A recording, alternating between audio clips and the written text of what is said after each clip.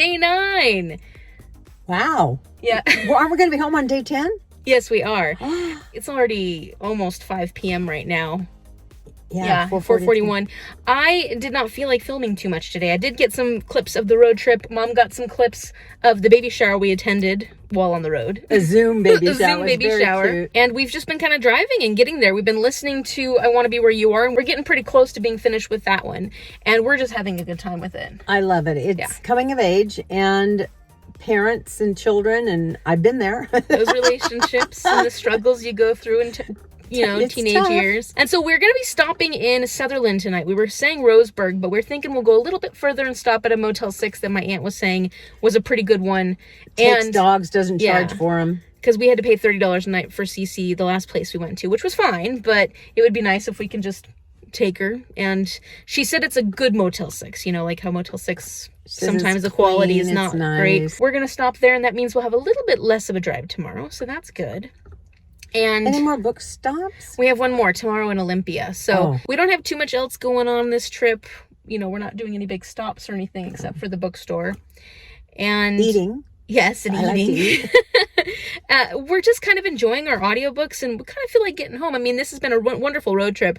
It's been a great time, but I think we're just tired. I've realized how much I needed a break after school, and part of that just is relaxing. And this trip's been relaxing in some ways, but then in other ways, of course, long drives is tiring. So I'm She's excited doing most to of the driving because I'm old. I scare her. You're not a very driving's not your favorite thing. No, I've never liked driving. I had a child so she could drive. No, I didn't. That's my purpose. I'll check in later if there's anything else we can talk about as far as books go, but that's probably going to be it for day 9. Just not feeling like filming today as much. I think I'm just getting a little tired of doing the daily vlogging. Daily vlog is tough, isn't it? Yeah, it is tough. It's a lot to, put together and then remember, like, oh, I got to film something. I got to get some footage. And it's great. I love doing it. But day 9 is the day that I felt, I'm just a little tired. Little tired.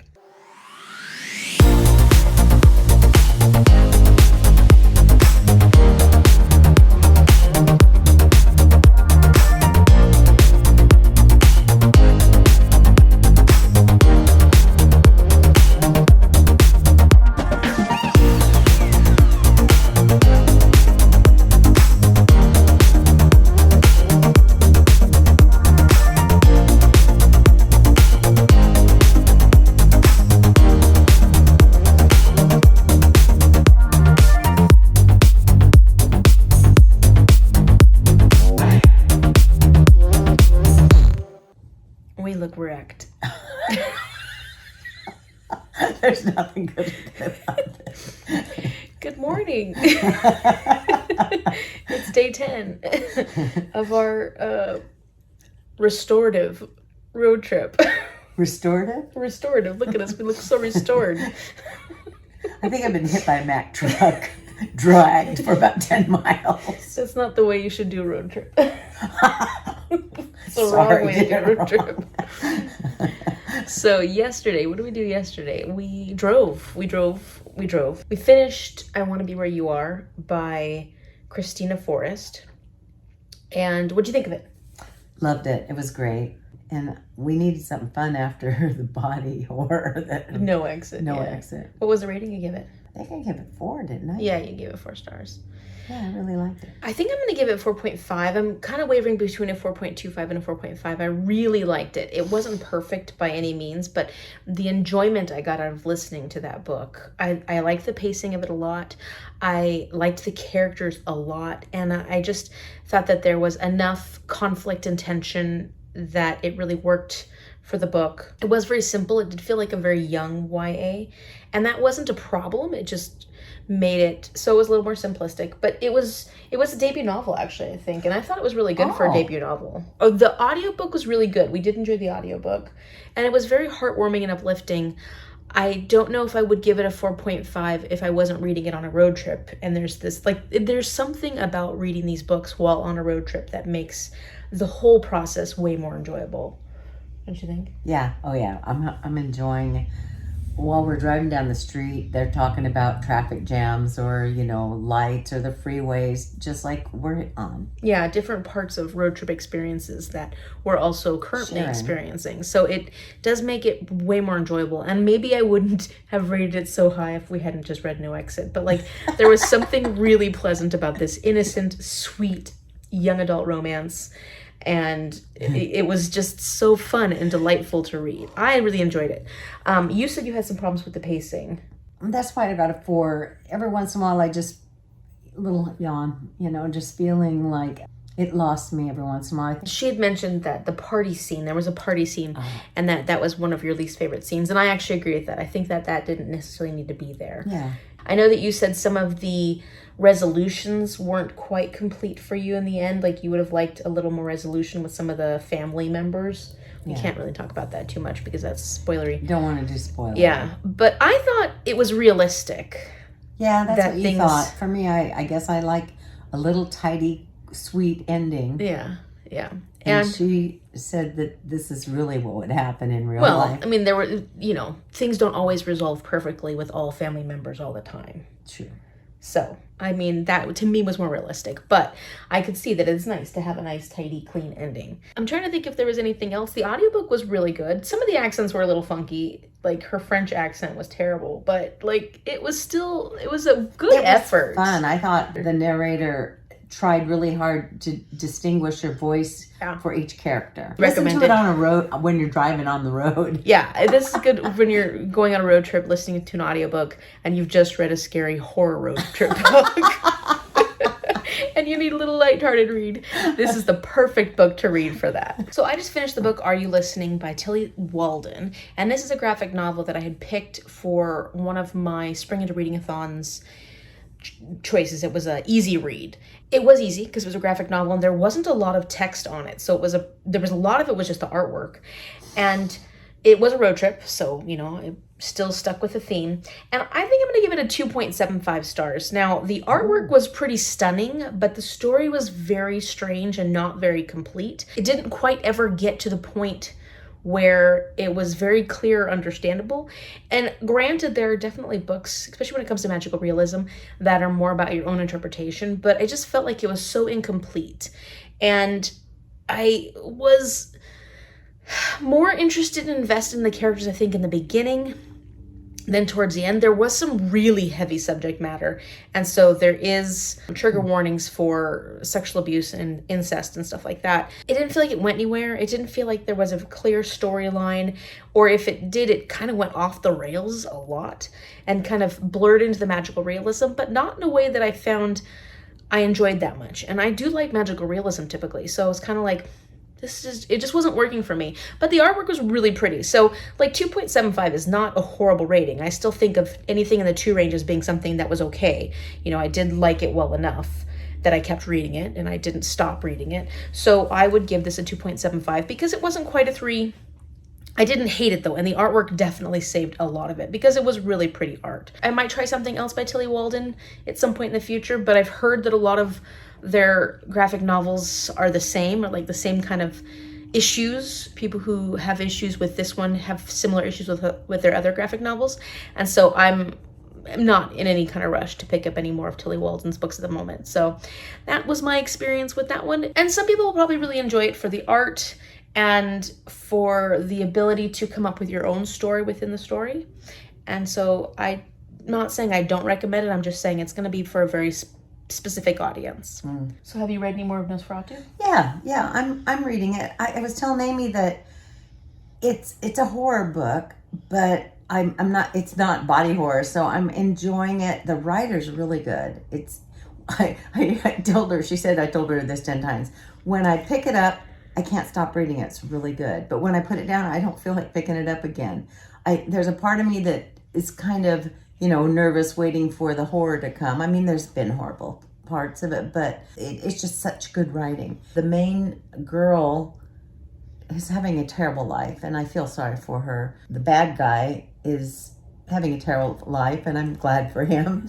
So The writer is he's so descriptive, and everything he describes is so interesting to read. It's a really interesting book. I'm probably in 200 pages, so I'm not far enough yet to give any kind of an idea of what I'm going to rate it at. Surprisingly good read when I pick it up. This morning's, after I finished my graphic novel, I picked up Ship of Destiny, which is also part of my Spring and Reading-a-thon TBR. So I'm working on, that's my buddy read book. And so I'm just trying to plug away at that one. I'm almost at page 300. You know, it's a long book, but I'm working towards that one. And it feels good just to get back with those characters that I know so well. But we're putting a pause on it because it is time to hit the road again. Yep. And we'll probably get some breakfast. And then we do have a bookshop to stop at in Olympia. And then we're going to be home. I'm ready. I'm ready to be home. My bed, my home, maybe not so hot. And our cat. Because our dog will be happy to be home. Oh, yeah. She's actually gets a little, yesterday she kind of got freaked out. She's been really good for the last like 4 or 5 days, not being as freaked out. And then once we got here to the motel last night, I don't know if she knew that we were in some new place and she didn't understand it. And she kind of got freaked out last night. Yeah. And then the elevator she didn't like that. And this morning she was freaked out. She wouldn't get in the elevator. I had to finally pick her up. Poor dog. So we'll check in when we have a little bit more to say. We're currently listening to Travels with Charley by John Steinbeck. Really good. We're loving it. And it's being narrated by Gary Sinise. He's Lieutenant Dan from Forrest Gump. And I think he's in CSI or he's probably in a lot of things. Yeah, he's a well-known actor. Good-looking man. Yeah, and he is really an amazing narrator for Travels with Charley. I gave it 3.5 stars when I first originally read this, and I said something like, I enjoyed it, but there was something missing, and I couldn't figure out what it was. I am loving it now, and I'm loving the audiobook. I think that context is important. You know, we're on a road trip. We're enjoying the road trip books. But I also think sometimes certain books hit you different ways at different times. And maybe I read Travels with Charley the first time when I just wasn't in the right mindset for it. I don't know, because it's definitely more than a 3.5 now. It's being narrated so well. Yeah. There's a lot of laughs, a lot of descriptions of things that are happening to him that it's like, yeah, I've been there, I've done that. Yeah. It's really good. I really do love the works that I've read by Steinbeck, and this book is reminding me why I like him so much. So it's just fun. This is a fun read, and it is funny. We've been laughing quite a bit. Yeah. I had never been to Wisconsin, but all my life I had afforded hated the land that supports itself and its owner. Rather, it was like a beautiful woman.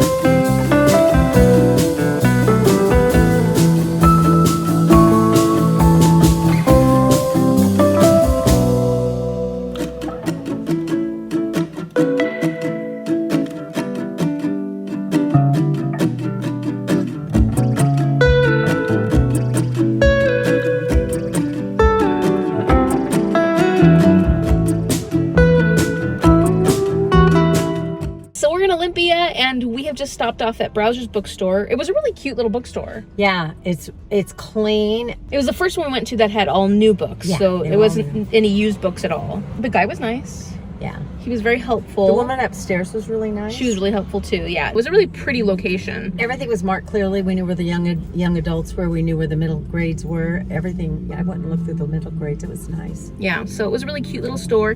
And I did end up picking, aside from my book crawl books, I ended up picking up this collection of Shadow of Bone, Siege and Storm, and Rune and Rising, because I have never read it yet. And I have Six of Crows. I've read Six of Crows, and I want to read Crooked Kingdom, but I am a purist, and I need to start from the very beginning. Start from this first. So this one had to happen at some point, and I'm excited to have picked it up today. Does that mean that after you read these three, you have to read Six of Crows again before you keep going on with the series? Yeah, I'll read Six of Crows. Well, no, I mean, I don't have to, but it's been a while since I've read it, and I'd rather read it again before reading Crooked Kingdom, which is the sequel to that. that series. I was So going to say I forgot it, but actually I do remember it. it was good. Yeah, I mean, I loved it. It was my favorite book of 2019. 2019. No, 2020. The other thing we saw were some stickers. They had some really cute stickers there. So Mom got this one, and it says, "She is too fond of books, and it turned her brain," which is very true. Because since I've been reading, since I've been reading, I've kind of encouraged Mom to read more because she's always been a reader in the past, and now she can't stop reading. So she's been. I actually, this year seems, the month of February, was it? I was reading like 2 books a day. It was crazy. Yeah, so she's having a hard time stopping, but she's retired. She can read all she wants. And then the sticker that I got is this one, which it says, "Science is beautiful," and science is beautiful. You know that I love it. So I love all the things that are on this, and I just think it was so pretty. So I picked up that, and Mom got a couple of gifts for our neighbors for watching our cats, and then some notes. Oh yeah, I've been wanting to write notes to my friends, and so I found some really cute note paper so that I can write.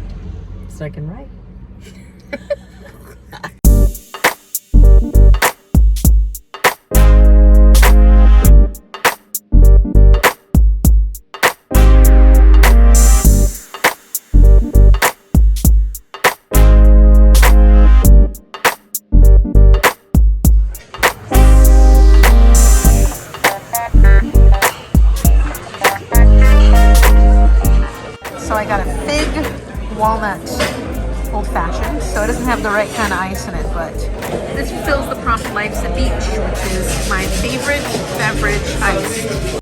And then Mom got the cat scratch lemonade, which has like jalapeno and basil in it. All right, so we're finally here. We're finally doing the finale to our day 10, well, it's day 9 and 10, Road Trips Upon Road Trips video, or series. It was a good time. Did you enjoy your trip? Oh yeah. I mean, I used to when I worked, I only liked really short vacations. This was 10 days. That was a lot for me, and I liked it. What do you say? It was so, the first time I ever made Mom go on a 2-week trip, she was like, A rep. 2 weeks? That's forever. I could never do that. And it wasn't that bad. The trip wasn't, but when I come back to a gazillion things to do at work, I used to just freak out. But I'm retired now, so I can take longer trips. 10 days is her max, though. She can't go much longer than that. Yeah, I get on Amy's nerves. We are 2 different people. We are? Thank goodness.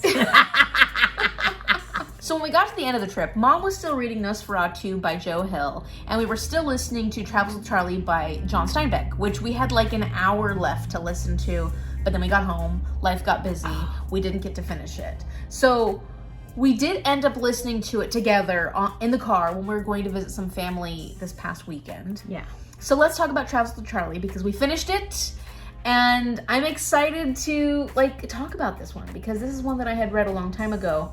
Not too long ago. I'd read it a couple years ago. I gave it 3.5 stars because it wasn't my favorite Steinbeck. I still liked it because it had Steinbeck's voice, which I do love. For the purposes of this vlog, I'll say 4.25 actually.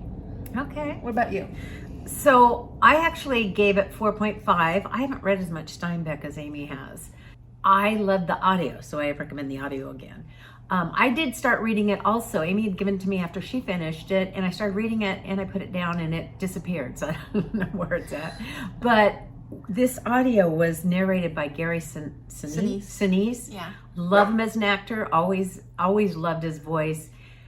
He made his voice do all the different voices in the book, and it was fabulous. So I gave it 4.5 because I just loved the narration. The book is really good, but the narration is fantastic. So if you get a chance to read this one, highly recommend listening to Gary Sinise's version because he's like what you would imagine John Steinbeck to sound. Yeah, I figured it was John Steinbeck giving the narration. It was so good. Yeah, and you're right. He did an amazing job with all the accents. He did accents for all the different characters, all the different people, and I mean, this man is an incredible actor. So we have to give that up. Yeah. And it makes me want to listen to more audiobooks by famous actors because you're just like, these people are so good. Well, they know how to act. I can't imagine they just picked up the book and just started reading with his wonderful voice. So I don't know if he practiced or whatever like actors do, but it was fabulous. Yes, and so this book in general is about this trip that John Steinbeck took with his dog Charley. And I have read recently that he didn't necessarily take this whole trip, or it was somewhat fictionalized, which I don't see that as a problem. John Steinbeck's a fictional author, and I really liked the experience of the book anyways, and knowing that he fictionalized it made more sense because it didn't feel like a travelogue. It didn't feel like you're following him on his journey. It felt like as he was going to different places on this journey, he was talking about society as a whole. What America is like in the early 1960s. Yeah, 1960s. There was some political concepts and political ideas because this was during the Cold War. A lot of people had communist fears and things. And so he was kind of trying to instigate a lot of political conversations on his trip with different people across America. And he had a really hard time getting people to commit to their feelings about what they believed in and what they thought. They just tried to stay pretty neutral, which I think is very different of a perspective than you would get today. Like if you went around and were asking people their political views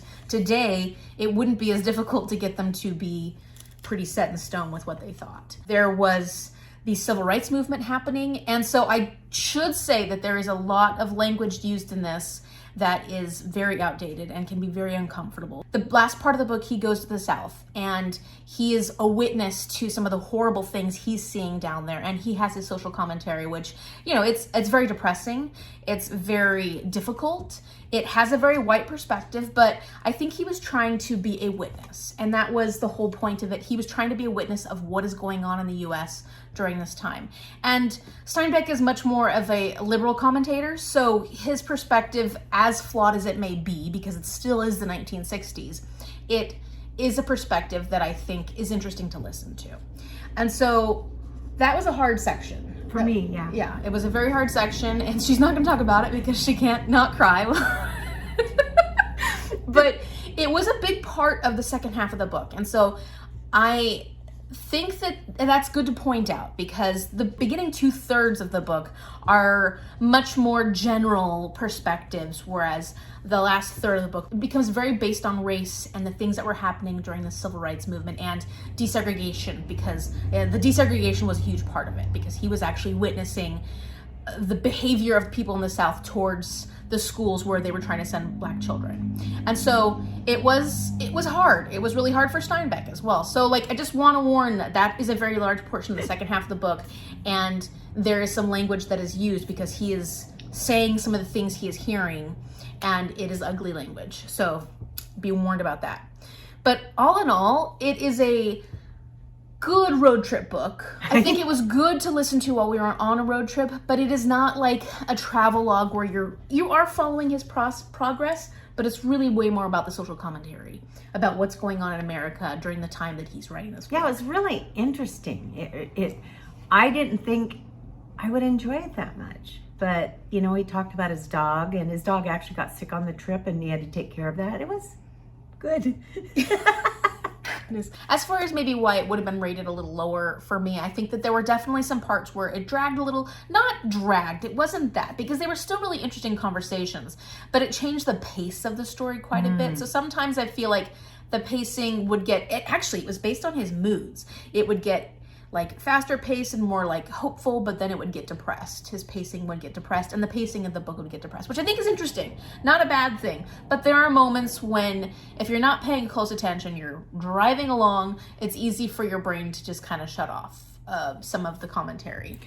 You're right. I forgot about that. He experienced depression several times during this trip and didn't deny it. He wrote it in. Yeah, and there was a couple of philosophical sections where I know you were losing interest.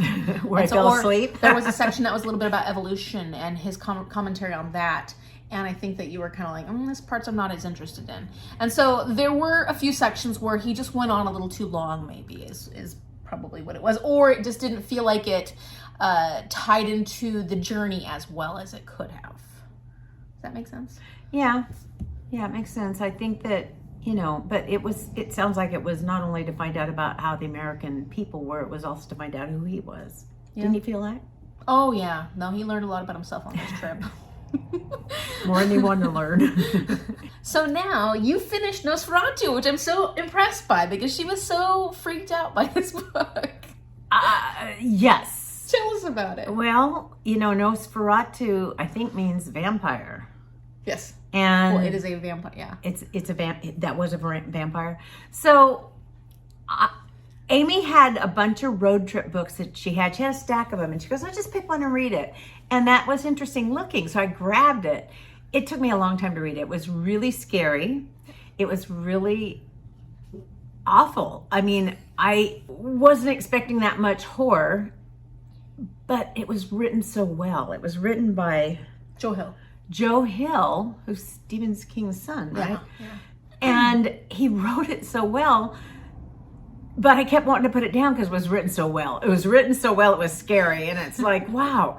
And the things that kept happening, there was nonstop horror going on, nonstop problems going on. So the main character, the girl main character, things just kept happening to her. It starts out with her young, and then it ends with her older, and nothing ever was good. So it was hard to read. It was really hard to read. I actually rated it 4.25. I mean, it was well written. Was it an interesting story though? Yeah, it was. Just too I scary. couldn't put it down, and I couldn't read it. I don't know how to explain that. It was written so well that when I did pick it up and I would read it, I was just, engrossed, and I just kept reading it, but just things kept happening, and then I'd have to put it down because I couldn't take anymore. And then I was afraid to pick it back up because it was so good. And then I'd pick it back up, get enthralled with the writing and the story, and then have to put it down again. I put it down probably 5 or 6 times. I didn't think I was going to finish it for this. There were times when I thought, should I just DNF it because it made me so horrified?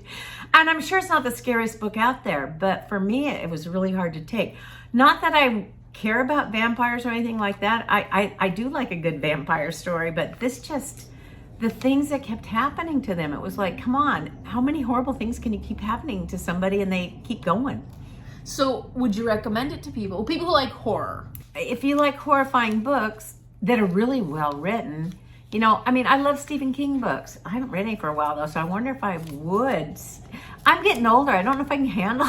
Yeah, she was reading a couple of you're reading Recursion, you're reading that one, you're reading something else that was high, like your heart racing kind of books. And so she's like, Exit. Yeah, No Exit. Well, no, you're reading something else. I was reading something at that time. But she just kept saying, I can't keep reading all these books. I'm getting too old to read these books because it's just stressing me out so much. I don't want to have a heart attack just from reading a bunch of horror books.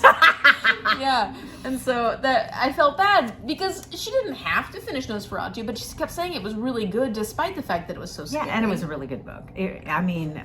Joe Hill is a phenomenal writer. He's right up there with his father. Would you read other Joe Hill books? Yeah, I looked and saw what other ones he had.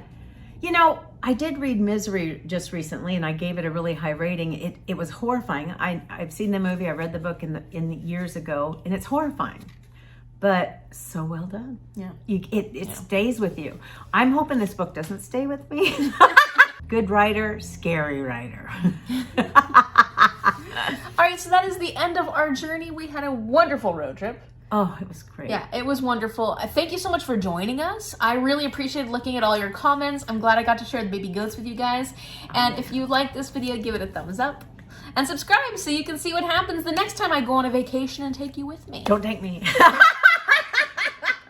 Not if I have to read 1,000,000 scary road trip books.